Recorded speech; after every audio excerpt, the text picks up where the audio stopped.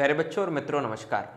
Higher mathematics के इस video lecture में मैं आपका स्वागत करता हूं और आज के इस वीडियो लेक्चर में हम लोग इम्प्रॉपर इंटीग्रल को आगे बढ़ाएंगे।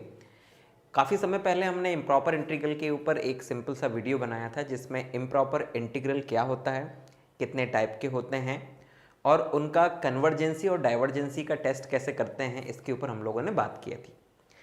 आज हम लोग आगे बढ़ते हुए जो improper integral of first kind होते हैं, फर्स्ट काइंड मतलब जिसमें जो लिमिट होती है उनमें से कोई एक लिमिट इनफाइनाइट के फॉर्म में हो सकती है और फंक्शन जो होता है वो बाउंडेड होता है उस लिमिट में। तो ऐसे इंटीग्रल को कन्वर्जेंसी और उसकी डाइवर्जेंसी टेस्ट करने के लिए हमारे पास में कुछ स्पेसिफिक टेस्ट हैं और उन्हीं टेस्ट में से हम आज पहला टेस्ट करने वाले हैं जिसका नाम है कंपैरिजन टेस्ट। सबसे पहले ये समझते हैं कि ये कंपैरिजन टेस्ट है क्या, फिर इसके बाद में इसके साथ ही एक इम्पॉर्टेंट टेस्ट होता है उसको प्रूव करेंगे और फिर कंपैरिजन टेस्ट और उस टेस्ट की मदद से हम कुछ क्वेश्चंस करेंगे, राइट। तो आइए सबसे पहले कंपैरिजन टेस्ट क्या होता है ये समझते हैं। जैसा कि इसका नाम है कंपैरिजन टेस्ट, तो आप इस नाम से ही इसको ध्यान में रखिएगा कि इसमें दो फंक्शंस का कंपैरिजन किया जाएगा और उनके कंपैरिजन से ही हम लोग ये कंक्लूजन निकालेंगे या रिजल्ट निकालेंगे कि कौन से फंक्शन के इंटीग्रल के डाइवर्जेंट या कन्वर्जेंट होने से दूसरा फंक्शन का इंटीग्रल भी डाइवर्जेंट या कन्वर्जेंट हो जाता है, ठीक है ना, राइट। चलिए आइए पहले स्टेटमेंट पढ़ते हैं और फिर मैं आपको इसको समझाता हूं। स्टेटमेंट है let f x and phi x be two functions which are bounded and integrable in the interval a to infinite. मतलब जिसमें आपको उस फंक्शन को इंटीग्रेट करना है उसमें वो बाउंडेड भी है और इंटीग्रेबल भी है, ठीक है, पहली बात। Also let f x be positive and f x positive है and phi x modulus of five x is always less than equal f x. मतलब कि ये जो एफ एक्स है वो हमेशा बड़ा होता है किससे, मॉड्यूलस ऑफ फाइव एक्स से, when x is greater than equal a. मतलब कि जिस इंटरवल में आप इंटीग्रेट कर रहे हैं उस इंटरवल में मॉड्यूलस ऑफ फाइव एक्स हमेशा छोटा रहता है किससे, एफ एक्स से, ठीक है ना। देन तब if a to infinite fx dx is convergent, अगर ये कंडीशन है बच्चों, आई रिपीट, अगर ये वाली कंडीशन है जिसमें fx बड़ा है और मॉड्यूलस ऑफ फाइव एक्स छोटा है, यही कंपैरिजन है बच्चों, ध्यान रखना, मेन कंपैरिजन यही है। और उस स्थिति में ये है कंडीशन और साथ में अगर इस fx का इंटीग्रेशन a टू इनफाइनाइट के बीच में कन्वर्जेंट होता है तो उस कंडीशन में इस फाई एक्स का भी इंटीग्रेशन a टू इनफाइनाइट में कन्वर्जेंट होगा। आई रिपीट, एफ एक्स बड़ा था फाई एक्स से इस इंटरवल में, है ना, न्यूमेरिकली, लेकिन अगर एफ एक्स का इंटीग्रल कन्वर्जेंट है तो फाई एक्स का भी कन्वर्जेंट होगा। और यही कंडीशन अब उलट जाएगी, कैसी, कि अगर फाई एक्स का मॉड्यूलस बड़ा है या बराबर है एफ एक्स से, मतलब अब एफ एक्स छोटा हो गया है, ध्यान रखना, और फाई एक्स बड़ा हो गया है, तो ऐसी स्थिति में for all x greater than equal x zero और ग्रेटर देन ए, मतलब कि अगर कुछ वैल्यू भी हमें ऐसी मिल जाती हैं एक्स की जिनके लिए फाई एक्स बड़ा हो एफ एक्स से, मतलब ये कंडीशन भी होना जरूरी है, ये बड़ा होना मस्ट है, ठीक है ना, और ये छोटा होना यहां पे मस्ट है। ये कंपैरिजन है सेकंड वाले केस का। तो phi x is greater than equal f x, और उस स्थिति में अगर फाई एक्स जो है, जो कि छोटा है, फंक्शनल वैल्यू जिसकी छोटी है, अगर फाई एक्स जो है वो डाइवर्जेंट है तो उससे जो बड़ी वैल्यू रखने वाला फंक्शन है फाई एक्स वो भी डाइवर्जेंट होगा। समझ आया?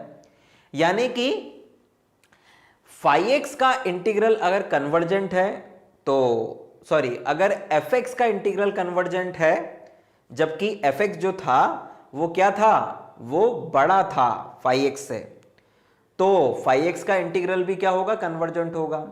और यदि फाई एक्स की वैल्यू छोटी है, सॉरी, फाई एक्स की वैल्यू बड़ी है एफ एक्स की वैल्यू से और एफ एक्स का इंटीग्रल डाइवर्जेंट है तो फाई एक्स का इंटीग्रल भी डाइवर्जेंट होगा। नॉर्मली जो भी क्वेश्चन हमें दिया जाएगा उस क्वेश्चन में जो भी फंक्शन होगा जिसका इंटीग्रेशन हम कर रहे हैं उसको हम लोग phi x मानेंगे। क्या मानेंगे? phi x मानेंगे। और उस phi x के लिए हम fx को ढूंढेंगे और वो उसी फंक्शन में से निकाला जाएगा। अब कैसे निकाला जाएगा वो मैं आपको क्वेश्चन करते समय बताऊंगा, लेकिन इस कंपैरिजन टेस्ट को लगाने से पहले हमें एक इंपॉर्टेंट टेस्ट करना है कन्वर्जेंसी का, एक खास तरह के फंक्शन के लिए। तो आइए जरा ध्यान दीजिएगा। नाउ बच्चों, बेसिकली हमें एक इंटीग्रल है a to infinite dx upon x raise to the power n, right, जहां पर a जो है वो बड़ा है, मतलब कि ये फर्स्ट काइंड का इम्प्रॉपर इंटीग्रल है और 1 upon x raise to the power n जो है वो बाउंडेड भी होता है, राइट। हमें इस इंटीग्रल की कन्वर्जेंसी का टेस्ट करना है बेसिकली n की अलग अलग वैल्यू के लिए। यानी जब n इज इक्वल टू 0 होगा तो क्या होगा, जब n की वैल्यू n 1 से बड़ी होगी तो क्या होगा, और n की वैल्यू 1 से छोटी होगी तो क्या होगा। क्योंकि ये जो रिजल्ट है हमें कंपैरिजन टेस्ट के क्वेश्चंस करने में मदद करेगा, ठीक है। तो आइए जरा इसको करते हैं। लुक एट दैट, ध्यान से समझिएगा कि प्रूफ है ना, या इसको सॉल्व करते हैं।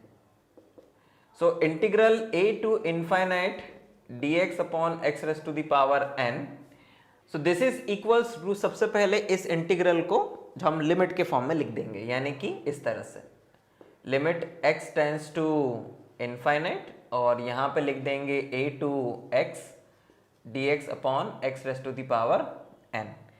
जब आप इसे इंटीग्रेट करेंगे तो ये x की पावर ऊपर जाके -n बन जाएगा, और जब आप इसको इंटीग्रेट करेंगे तो आपके पास आएगा limit x tends to infinite x raise to the power -n+1 upon में -n+1, और लिमिट आ जाएगी बच्चों इसकी कितनी, a टू x। जब आप इसमें लिमिट सब्स्टिट्यूट करेंगे तो आपको मिलेगा this is equals to limit x tends to infinite bracket, जब आप x की जगह पर x रखेंगे तो आपको यही मिलेगा x raise to the power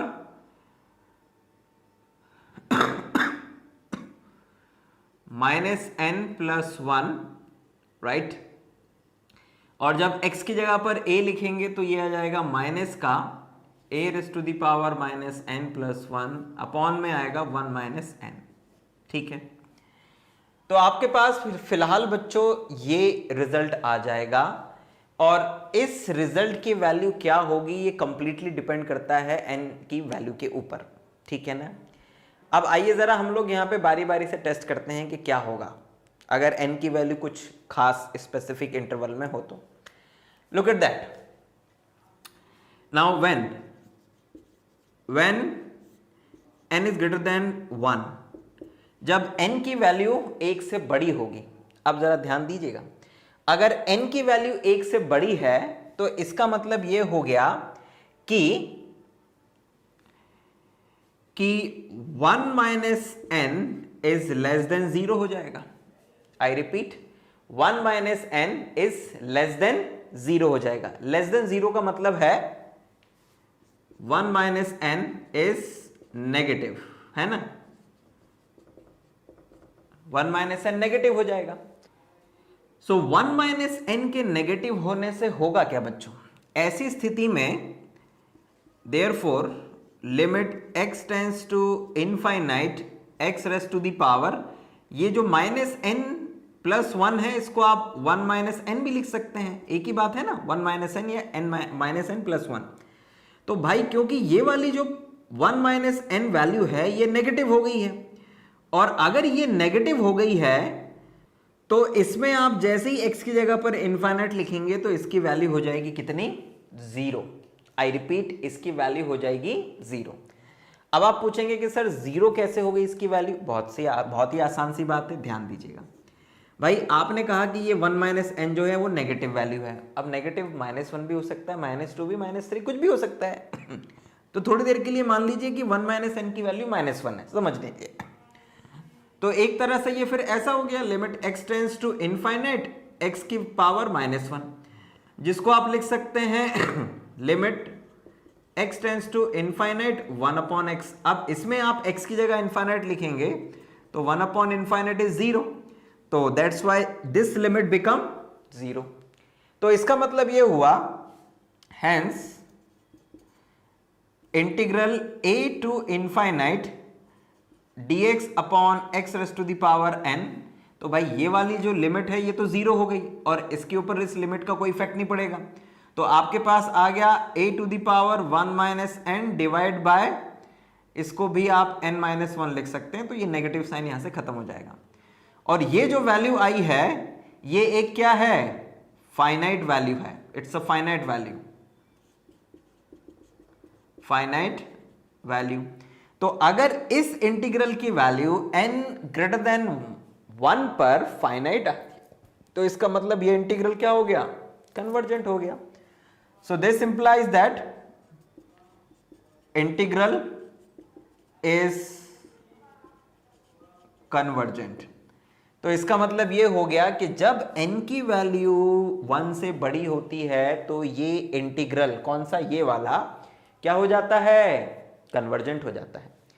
similarly जब आप दूसरा वाला केस करेंगे when n is less than 1, यानी n की वैल्यू जो हो वो 1 से छोटी हो, तो ऐसी स्थिति में बच्चों क्या होगा, ऐसी स्थिति में 1 माइनस n जो है वो ग्रेटर देन 0 हो जाएगा, है ना। पहले लेस देन 0 हो गया था, ग्रेटर देन 0, मतलब कि 1 माइनस n इज पॉजिटिव। और अगर ये पॉजिटिव हो गया बच्चों तो जस्ट इसका उल्टा काम हो जाएगा, उल्टा काम हो जाएगा, इसका मतलब therefore limit x tends to infinite x raise to the power 1 minus n become infinite. तो उस केस में ये जो लिमिट है ये इनफाइनाइट हो जाएगी, क्योंकि फिर अब x जो है वो ऊपर ही बना रहेगा पॉजिटिव पावर के साथ में, और जैसे ही आप उसमें इनफाइनाइट सब्स्टिट्यूट करोगे इट बिकम इनफाइनाइट, मतलब कि ये वैल्यू इनफाइनाइट हो जाएगी। अब ये value infinite minus sum finite quantity become infinite, तो इसका मतलब ये हो गया कि इस इंटीग्रल की वैल्यू कितनी हो जाएगी, इनफाइनाइट, जब n की वैल्यू क्या होगी, व्हाट, जब n की वैल्यू लेस देन 1 होगी, राइट। तो आइए इसको लिख देते हैं। So integral a to infinite dx upon x raise to the power n is equals to infinite when n is less than 1। तो इसकी वैल्यू क्या हो जाएगी, इनफाइनाइट, जब n की वैल्यू लेस देन 1 होगी। This implies integral a to infinite dx upon x raise to the power n is divergent, right. Now अब third case लेते हैं। एक से बड़ी वैल्यू हो गई, एक से छोटी वैल्यू हो गई, अब एक लेते हैं। So when n is equals to 1, तो जब n इज इक्वल्स टू 1 होगा तो ये जो इंटीग्रल है a to infinite dx upon x raise to the power n, भाई ये बन जाएगा limit x tends to infinite integral a to infinite dx upon x, है ना। इनफाइनाइट की जगह यहाँ x आ जाएगा बच्चों। So this is equals to limit x tends to infinite, ये हो जाएगा log x, और limit a to x, and this is equals to limit x tends to infinite log x minus log a। तो ये तो भाई finite quantity है, लेकिन जैसे ही इसमें इनफाइनाइट सब्स्टिट्यूट करेंगे तो ये log इनफाइनाइट इनफाइनाइट हो जाएगा, मतलब ये इनफाइनाइट आ जाएगा। मतलब कि n इज इक्वल्स टू 1 पर भी इंटीग्रल की वैल्यू क्या आ गई, इनफाइनाइट आ गई। तो इसका मतलब ये हुआ कि integral a to infinite dx upon x raise to the power n is divergent, ठीक। तो ये तीन केसेस में हमने ये किया, ये अपने आप में एक क्वेश्चन भी है और ये हमारी मदद भी बहुत करने वाला है आने वाले क्वेश्चंस में। तो यहां पर बच्चों आप लोगों ने ये देखा कंक्लूजन कि अगर हमारे पास में कोई इंटीग्रल है dx upon x raise to the power n a to infinite type का, तो ये इंटीग्रल जो है ये कन्वर्जेंट होगा जब n की वैल्यू 1 से बड़ी हो, और यही इंटीग्रल डाइवर्जेंट होगा जब n की वैल्यू 1 से छोटी या बराबर हो। इसको ध्यान रखिएगा बच्चों, क्योंकि ये ही इंटीग्रल हमें fx बनाने में मदद करेगा और उसमें ये n बहुत बड़ा रोल प्ले करेगा। इसका मतलब ये हुआ कि अगर कहीं पर ऐसा लिखा हुआ हो integral a to infinite dx upon x square, तो ये जो इंटीग्रल है ये कन्वर्जेंट होगा क्योंकि n की जो वैल्यू है वो ग्रेटर देन 1 है। अगर यहां पर कुछ और होगा जो कि 1 से बड़ा होगा, उस स्थिति में भी ये इंटीग्रल क्या होगा, कन्वर्जेंट होगा। और यही कंपैरिजन टेस्ट में fx बनेगा बार बार। कौन? fx ये बनेगा ऐसा 1 upon x raise to the power n। ठीक है। सो अब इस रिजल्ट और कंपैरिजन टेस्ट की मदद से आइए हम लोग कुछ क्वेश्चंस करते हैं। ठीक है। आई होप कि इसमें आपको कहीं डाउट नहीं होगा। अगर आपको डाउट बनता है तो आप ईमेल के माध्यम से हमसे पूछ सकते हैं, but it's a very straight forward result. आप वीडियो को अगर रिवाइंड करके भी देख लेंगे तो आपको हर चीज़ बिल्कुल क्लियर समझ में आ जाएगी। मैं कोशिश तो यही करता हूँ कि आपको हर चीज़ समझ में आए, या कहाँ जहाँ डाउट बन सकते हैं वो मैं स्पेसिफिकली यहाँ पे बता भी देता हूँ साथ में। तो इस रिजल्ट और कंपैरिजन टेस्ट का अब इस्तेमाल करना सीखते हैं। आइए देखें। नाउ बच्चों, अब कंपैरिजन टेस्ट का इस्तेमाल करते हैं और इन दो क्वेश्चन से शुरुआत करते हैं। आपके सामने लिखा हुआ है test the convergence of integral 0 to infinite cos x upon 1 plus x square dx, और इसी तरह का एक क्वेश्चन है a to infinite sin square x upon x square dx। ऐसा नहीं है कि ये क्वेश्चंस या आने वाले क्वेश्चंस हम केवल कंपैरिजन टेस्ट से ही टेस्ट कर पाएंगे इनकी कन्वर्जेंसी का। आप और भी जो आने वाले टेस्ट हैं उनसे भी कर पाएंगे, लेकिन कुछ क्वेश्चंस ऐसे होंगे जो स्पेसिफिक किसी खास टेस्ट से ही होंगे, उनमें दूसरा टेस्ट नहीं लग पाएगा। तो ऐसा आपको आइडेंटिफाई करना पड़ेगा क्वेश्चंस को। ठीक है। So let's start these questions using comparison test. तो अगर आप ध्यान से देखें तो हम सबसे पहले वाले क्वेश्चन को लेते हैं। तो इस पहले वाले क्वेश्चन के लिए, जिसमें कि आपको 0 to infinite cos x upon 1 plus x square dx दिया हुआ है। ठीक। तो आप सबसे पहले तो मान लीजिएगा क्या, let phi x is equals to cos x upon 1 plus x square, यानी कि जो भी इंटीग्रल आपको दिया है उसमें जो भी फंक्शन दिया है उसको सबसे पहले तो फाई एक्स मान लीजिए, and f x is equals to. अब इसमें से क्या आप ऐसा कोई फंक्शन निकाल सकते हैं जिसकी वैल्यू इस फाई एक्स से या तो बड़ी हो या छोटी हो? तो अगर आप ध्यान से देखें तो look at that, 1 upon 1 plus x square, ये हमने ले लिया एफ एक्स। और आप जानते हैं सिंस, लुक ध्यान दीजिएगा, since modulus of cos x divide by 1 plus x square. Modulus क्यों लगाया? क्योंकि cos की वैल्यू कई जगहों पर नेगेटिव भी होती है, -1 से +1 में होती है, इसलिए मॉड्यूलस लगा दिया। और ये जो वैल्यू है हमेशा छोटी या बराबर हो सकती है 1 अपॉन 1 प्लस एक्स स्क्वायर से, और ये तो हमेशा पॉजिटिव ही रहेगा क्योंकि एक्स स्क्वायर है। ठीक है ना। तो लुक एट दैट, ये वैल्यू इस वैल्यू से हमेशा छोटी या बड़ी ही रहेगी, क्योंकि ये जो अपना cos x है इसकी modulus value is always less than equal 1। तो अगर इसकी वैल्यू जो है वो 0 से छोटी हुई तो उस केस में ये क्वांटिटी छोटी हो जाएगी, लेकिन उसके कंपैरिजन में ये क्वांटिटी बड़ी बनी रहेगी क्योंकि यहां पर हमेशा 1 रहता है। तो जब cos की वैल्यू 1 होगी तो ये बराबर रहेंगे, और जब cos की वैल्यू 1 से छोटी होगी तो उस केस में ये वाली क्वांटिटी छोटी हो जाएगी, ये वाली क्वांटिटी बड़ी हो जाएगी बच्चों। ठीक। तो ये अपने पास में मिल गया है। ऑल्सो अब जरा ध्यान दीजिएगा, मतलब ये जो एफ एक्स है ये बड़ा है इससे, है ना। Also look at that, also integral 0 to infinite f x d x, है ना, f x d x is equals to 0 to infinite d x upon 1 plus x square. इसको अगर आप इंटीग्रेट करो बच्चों तो ये आता है tan इनवर्स x, और लिमिट 0 टू इनफाइनाइट पर ये आपको दे देता है, मैं limit x tends to infinite के फॉर्म में ना लिख के डायरेक्ट कर रहा हूं, तो ये आपको दे देता है π/2।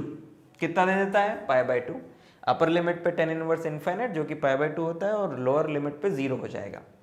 तो मतलब ये जो इंटीग्रल है इसकी तो एक फाइनाइट वैल्यू आ रही है ना, तो it means what, this implies that integral 0 to infinite f x d x is convergent, right.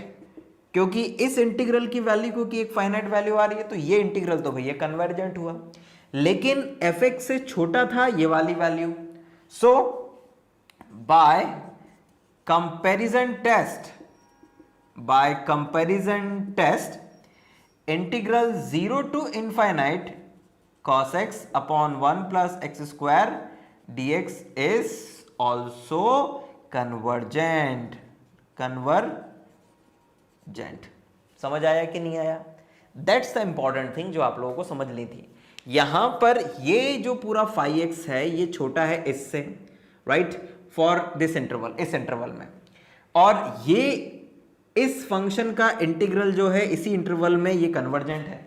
और हमने कंपैरिजन टेस्ट में यही पढ़ा था। क्या दो चीजें वहां पर इंपॉर्टेंट थी कि एक तो modulus of phi x is less than equal f x हो जाए, पहली चीज, और एफ एक्स का जो इंटीग्रल है a to infinite f x d x, अगर ये कन्वर्जेंट हुआ तो इसका इंटीग्रल भी कन्वर्जेंट होगा, और यही हम लोगों को यहां पर मिल गया है। तो इसका मतलब ये जो पहला वाला इंटीग्रल है भैया ये तो कन्वर्जेंट है। क्लियर हुआ कि कंपैरिजन टेस्ट से हमने क्या कैसे किया इसको? आई रिपीट, कंपैरिजन टेस्ट के लिए दो चीजें दिखानी पड़ेगी। पहले एफ एक्स और फाई एक्स बनाओ, फिर देखो कि उनके बीच में छोटे बड़े की क्या स्थिति है, कौन सा छोटा है कौन सा बड़ा है। तो जो भी बड़ा होगा उसकी वैल्यू चेक करो कि वो कन्वर्जेंट है कि डाइवर्जेंट है। अगर बड़ी वैल्यू जो है, मतलब जो बड़ी वैल्यू रखता है फंक्शन, वो अगर कन्वर्जेंट है तो ये छोटे वाले फंक्शन का इंटीग्रल भी कन्वर्जेंट, और अगर वो डाइवर्जेंट है तो छोटे वाले का इंटीग्रल भी डाइवर्जेंट हो जाएगा। क्लियर? अब थोड़ा और आगे बढ़ते हैं सेकंड क्वेश्चन के लिए। सेकंड क्वेश्चन में आपको दिया हुआ है, क्या दिया हुआ है? गिवन। सेकंड क्वेश्चन में आपको गिवन है integral a to infinite sine square x upon x square dx। आप सबसे पहले तो फाई एक्स मान लीजिए कितना, sign square x upon x square, इसी को बेसिकली टेस्ट करना है। अब इसमें से कोई एक ऐसा फंक्शन निकालिए एफ एक्स जो इससे या तो छोटा हो या बड़ा हो इस इंटरवल में। तो आप साइन स्क्वायर को छोड़ते हुए f x is equal to 1 upon x square ले लीजिए। ऑल्सो अगर आप ध्यान से देखें तो modulus of sine square x upon x square ये हमेशा छोटा या बराबर होगा 1 अपॉन एक्स स्क्वायर से इन 0 टू इनफाइनाइट। हाँ या ना? 0 से बड़ी वैल्यूज के लिए। अब नाउ लुक एट दैट, इसको जरा ध्यान से समझिए। ध्यान से समझने वाली बात यह है कि ये छोटा ये बड़ा and integral a to infinite, ठीक है ना, ये बेसिकली a था, a to infinite dx upon x square. अब इसको जरा ध्यान से देखो भाई। अब ये बात तो पक्की हो गई ना कि ये छोटा है ये बड़ा है। अब इस बड़े वाले का इंटीग्रल टेस्ट करते हैं कि ये क्या है, कन्वर्जेंट है कि डाइवर्जेंट है, उससे इसका पता चल जाएगा। तो now integral a to infinite dx upon x square is convergent. अब आप पूछेंगे सर कैसे कन्वर्जेंट? तो ध्यान से देखो इसको, इज कन्वर्जेंट सिंस n मतलब यहां पे 2 है जो कि 1 से बड़ा है। अभी आपने एक टेस्ट किया था ना यहां पे इस तरह का कि dx upon x raise to the power n a to infinite, इसकी कन्वर्जेंसी, ये कन्वर्जेंट होता है जब n की वैल्यू 1 से बड़ी होती है, और डाइवर्जेंट होता है जब n की वैल्यू 1 से छोटी होती है या बराबर होती है। तो यहां पर तो जो n है वो 1 से बड़ा है ना, तो ये इंटीग्रल कन्वर्जेंट हो गया। और जैसे ये इंटीग्रल कन्वर्जेंट हो जाएगा तो आप यहां पे लिख देंगे क्या, hence by comparison test integral a to infinite sine square x upon x square dx is convergent. ये भी कन्वर्जेंट होगा। क्लियर हुआ कि नहीं हुआ? तो इस तरह से आपने इस क्वेश्चन को कंपैरिजन टेस्ट से कन्वर्जेंट प्रूफ किया, लेकिन इसमें आपने मदद ली कौन से वाले रिजल्ट की? इस वाले रिजल्ट की, जो n इज ग्रेटर देन 1 के लिए कन्वर्जेंट और लेस देन इक्वल के लिए डाइवर्जेंट होता है। तो ये बच्चों हम लोगों ने कंपैरिजन टेस्ट के 2 क्वेश्चंस किए जो कि कन्वर्जेंट थे। अब आइए जरा एक और क्वेश्चन लेते हैं, इन 2 क्वेश्चंस को और लेते हैं बच्चों, है ना, और फिर इस टॉपिक को खत्म करेंगे।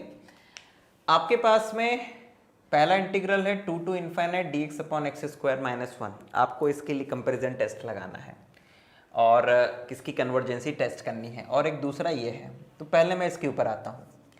आप पहले वाले के लिए जो आपको 2 से इन्फाइनाइट दिया हुआ है dx upon x square minus 1, इसमें सपोज कर लीजिए let phi x is equals to 1 upon square root of x square minus 1। ये आपने सपोज कर लिया। अब इसके लिए आपको एक एफ एक्स भी चाहिए, और जब भी आप इस तरह के किसी फंक्शन के साथ डील कर रहे हो तो उसमें आप एफ एक्स कैसे निकालेंगे? अगर मैं आपसे पूछूं कि इस फाई एक्स में से ऊपर तो कुछ है ही नहीं, डिनोमिनेटर में एक्स स्क्वायर दिख रहा है, वो भी रूट के अंदर। तो अगर मैं आपसे पूछूं कि अगर ये -1 यहां पे नहीं होता, ये कांस्टेंट वैल्यू नहीं होती, तो इस रूट एक्स स्क्वायर की मैक्सिमम पावर कितनी हो सकती थी? तो आप कहेंगे कि सर 1 हो सकती थी रूट हटने के बाद में। तो आप f x is equal to ले लीजिए 1 अपॉन एक्स। अब ऐसा करने से फायदा क्या होगा? इस कांस्टेंट को हटाने के बाद फायदा क्या होगा? अब जरा ध्यान दीजिएगा। Since look at that, since modulus of 1 upon under root x square minus 1 upon x in 2 to infinite. अब जरा मैं आपसे पूछूं बच्चों कि अगर आप यहां पर x की जगह पर 2 लिखें, 3 लिखें या कुछ भी लिखें, ठीक है ना, तो उस केस में ये वाली वैल्यू बड़ी होगी कि ये वाली वैल्यू बड़ी होगी? है ना, बताइए, आप खुद ही सोच के बताइए मुझे। जैसे आपने लिख दिया यहाँ पे 2, तो ये हो जाएगा 2 का स्क्वायर माइनस 1 यानी 4 माइनस 3 3 का स्क्वायर रूट 1.732 होता है। तो 1 अपॉन 1.732, और आपके पास x की जगह आपने 2 लिखा तो ये 2। तो इन दोनों में से बड़ा कौन है? तो अगर आप ध्यान से देखें तो भाई जिसके डिनोमिनेटर में छोटी क्वांटिटी होती है वो बड़ा होता है, तो इसका मतलब ये बड़ा हुआ है, सिंपल। उसी तरह अगर आप यहाँ पे 3 लिखेंगे तो उस केस में भी 3 लिखेंगे, 9 आएगा, 1 आएगा, फिर 1 अपॉन रूट 8 और 1 अपॉन 9। तो 1 अपॉन रूट 8 की जो भी वैल्यू होगी लगभग क्या कहते हैं, इट्स 2 इंटू रूट 2, ये होगी, इट्स 1.141। तो ये वैल्यू बड़ी होगी या फिर 1 अपॉन 3 बड़ी होगी? क्योंकि ये जो वैल्यू है तो ये तो लेस देन 3 होगी। तो उस केस में वैल्यू कौन सी बड़ी होगी? तो आप कहेंगे कि सर इस तरफ वाली बड़ी होगी क्योंकि इसका डिनोमिनेटर छोटा होगा।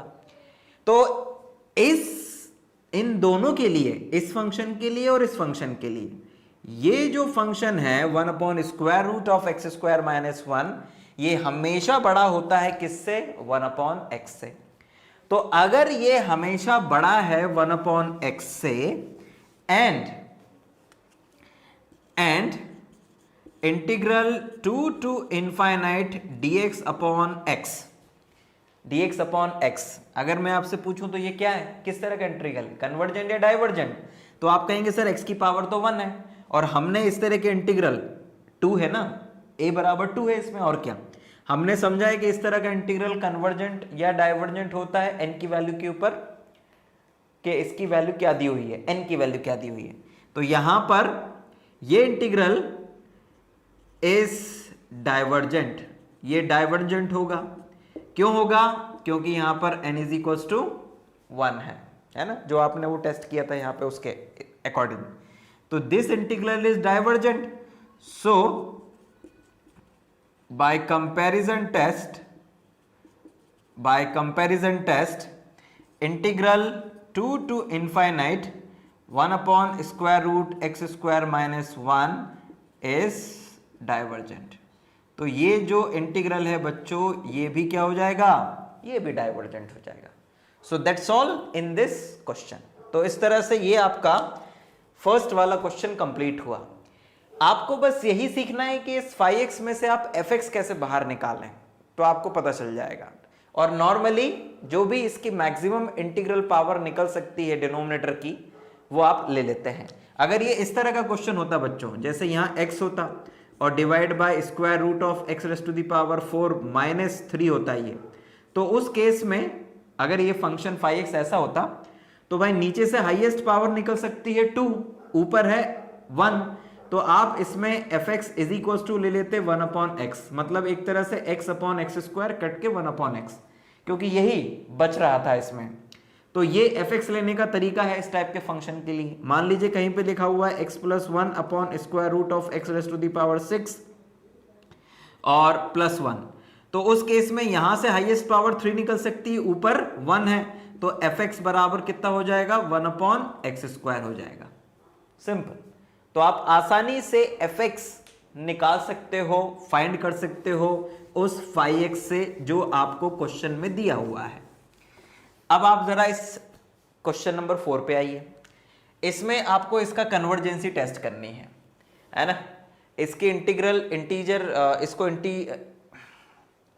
इसे डायरेक्ट तो इंटीग्रेट किया नहीं जा सकता है। अब अगर मैं आपसे पूछूं कि क्या हम इसको ऐसा लिख सकते हैं, 0 to ∞ e⁻ -x² dx is equals to 0 to 1 e⁻ x² dx plus 1 to ∞ e⁻ x² dx। मतलब हमने तोड़ दिया इसको दो पार्ट में। अब ये जो है ये तो एक प्रॉपर इंटीग्रल है ना, ये तो एक प्रॉपर इंटीग्रल है, और ये प्रॉपर इंटीग्रल है तो डेफिनेटली ये कन्वर्जेंट होगा। तो अगर ये कन्वर्जेंट है तो बस हमें इसका और चेक करना है कि ये कन्वर्जेंट होगा कि डाइवर्जेंट होगा। तो ध्यान दीजिएगा, क्या क्या ध्यान देंगे आप, let phi x is equals to e⁻ x²। आप थोड़ी देर के लिए मान लीजिए कि ये आपका फाई एक्स है। अब यहां पे कुछ नई चीज आपको ध्यान में रखनी है। कोई क्वांटिटी ऐसी हो सकती है जो बड़ी हो इससे या छोटी बनाई जा सके और जिसको इंटीग्रेट भी किया जा सके। आई रिपीट, जिसे इंटीग्रेट किया जा सके, क्योंकि अब इसमें तो 1/x वाला सिस्टम बन नहीं पाएगा, है ना, है ही नहीं, क्योंकि उसमें पूरा एक्सपोनेंशियल फंक्शन है। तो ऐसा कोई फंक्शन ढूंढिए जिसे इंटीग्रेट किया जा सके, तो उससे कंपेयर करेंगे। F x is equals to x e⁻ x² ले लीजिए, क्योंकि इसे इंटीग्रेट किया जा सकता है। अगर x² को t ले लें तो x dx dt बन के चला जाएगा, तो ये इंटीग्रेट हो सकता है। तो आपने एफ एक्स लिया ये अपनी मर्जी से, है ना, let this and this one. अब अगर मैं आपसे पूछूं कि now e⁻ x² is always less than x e⁻ x² in 1 to ∞। इस इंटरवल में इन दोनों के बीच में जो मैंने कंपैरिजन लिखा है, क्या वो सही है? तो आप कहेंगे कि हाँ सर सही दिख रहा है, क्योंकि इसकी जो भी वैल्यू आएगी अगर उसमें x का भी मल्टीप्लाई कर दिया जाए इस इंटरवल में, तो ये हमेशा बराबर या बड़ी होगी डेफिनेटली। अगर आप 1 को भी इसमें शामिल कर रहे हैं तो ये इक्वल हो जाएगा x = 1 के लिए, और 1 से बड़ी वैल्यू के लिए ये वाली वैल्यू हमेशा बड़ी ही होगी। मतलब ये रिजल्ट हमें दिख रहा है यहाँ पे। अब लोग ध्यान दीजिएगा। सो ये मॉड्यूलस लगाने की जरूरत इसलिए नहीं दिखी हमें क्योंकि एक्सपोनेंशियल की वैल्यू हमेशा पॉजिटिव ही होती है। अब जरा ध्यान दीजिएगा, also integral 1 to ∞ x e⁻ x² dx is equals to क्या होना चाहिए? अगर आप x² को t माने तो ये आपका आ जाएगा कितना, इट्स x dx बराबर dt/2 आ जाएगा। लिमिट चाहे तो अभी थोड़ी देर के लिए यही रहने दीजिए। तो integral 1 to ∞ it's -t dt/2। जब इंटीग्रेट करोगे बच्चों इसको आप लिख लेना इस तरह से, यहाँ पर यहाँ पर x लगाकर limit x tends to infinite कर लेना। तो limit x tends to infinite और इसको इंटीग्रेट करोगे तो ये आ जाएगा e to the power minus t, ठीक है, माइनस टी डिवाइड बाय -1 और लिमिट आ जाएगी 1 से x। ये लिमिट वापस सब्स्टिट्यूट करने से पहले पता है क्या करना, जो t की वैल्यू है उसे सब्स्टिट्यूट कर देना वापस। तो t की वैल्यू थी x², तो आप यहां पर लिख देंगे limit x tends to infinite e to the power -x² upon -1 limit 1 to infinite. जब आप लिमिट सब्स्टिट्यूट करेंगे तो अपर लिमिट पे ये 0 हो जाएगा क्योंकि e की पावर माइनस इनफाइनाइट 0 होता है, और लोअर लिमिट पे आपका limit x tends to infinite, upper limit पे 0 और लोअर लिमिट पे आपको मिल जाएगा e टू द पावर -1, ठीक, जब x की जगह पर 1 लिखेंगे। तो फाइनली क्योंकि अब x टेंस टू इनफाइनाइट का कोई औचित्य नहीं रह गया है, तो ये माइनस और ये माइनस मिलके हो जाएगा प्लस, तो आ जाएगा आपके पास 1/e, ठीक है ना। और ये 2 चल रहा था तो इसको हम मिस कर गए थे, तो उस 2 को भी आप साथ में लिख दीजिए 1/2, तो ये 1/2, तो यहाँ पर आ जाएगा 1/2e। मतलब इस इंटीग्रल की वैल्यू आ गई है ये। तो जैसे ही इस इंटीग्रल की वैल्यू ये आ जाती है तो इसका मतलब ये हो गया कि ये वाला इंटीग्रल क्या हो गया, कन्वर्जेंट हो गया। तो अगर ये इंटीग्रल कन्वर्जेंट है, यानी कि इस फंक्शन का इंटीग्रल कन्वर्जेंट है, तो इसका मतलब ये हुआ कि integral 1 to infinite e to the power -x² dx ये भी क्या हो जाएगा, कन्वर्जेंट हो जाएगा। और अगर ये कन्वर्जेंट हो गया, मतलब ये भी कन्वर्जेंट हो गया बच्चों, तो इसका मतलब ये हुआ कि convergent integral plus convergent integral भी कन्वर्जेंट। इट मींस कि this integral also convergent. Simple है ना। तो यहां पर आप है ना बिल्कुल अगर थोड़ा दिमाग को खुला रखकर करेंगे तो क्वेश्चंस में दिक्कत नहीं जाएगी आपको कंपैरिजन टेस्ट के, है ना। हर क्वेश्चन आपको कुछ नया सिखा के जाएगा, तो वो नया सीखना है, ये परेशान नहीं होना है कि ये कैसे कर दिया, वो कैसे कर दिया, कुछ भी कर लेते हैं। ये तो हम कंपैरिजन टेस्ट को यूजफुल बनाने के लिए फंक्शन कभी कभी जो दिया रहता है उससे देखकर बनाते हैं, कभी कभी कुछ अपने मन से भी बना लेते हैं, ये देखकर कि अगर इसमें वो जो टेस्ट है dx/x⁴n वो काम नहीं कर पाएगा, तो जो फंक्शन दिया है उसको इंटीग्रेट करने के लिए हम fx क्या ले लें ताकि वो इंटीग्रेट हो जाए, क्योंकि यहां पर e की पावर -x² का तो इंटीग्रेशन हमें आता नहीं है। दैट्स व्हाई हमने x e to the power -x² ले लिया था, ठीक। तो इस तरह से बच्चों हमने लगभग 4 क्वेश्चंस किए कंपैरिजन टेस्ट के। आई होप कि आपको ये जो वीडियो लेक्चर है वो पसंद आया होगा और आपको समझ में भी आए होंगे टॉपिक। हम जल्दी नेक्स्ट वीडियो में जो म्यू टेस्ट है कन्वर्जेंसी के लिए उसके ऊपर बात करेंगे और उसको कंप्लीट करेंगे। सो हमारे साथ में बने रहिए। जो लेटेस्ट वीडियो हैं उनके नोटिफिकेशन के लिए आप हमारे चैनल को सब्सक्राइब कर लें तो अच्छा होगा, तो आपको नोटिफिकेशन वगैरह मिल जाया करेंगे, है ना। और अपने उन मित्रों को अवश्य बताएं इन चैनल के बारे में जो कोचिंग वगैरह अफोर्ड नहीं कर सकते हैं महंगी, लेकिन पढ़ना चाहते हैं, ठीक है। हमारे सारे video lecture free of cost हैं, सभी के लिए भरपूर इस्तेमाल करिए इनका। Thank you very much. जय हिंद, वंदे मातरम। हम जल्दी आपसे मिलेंगे।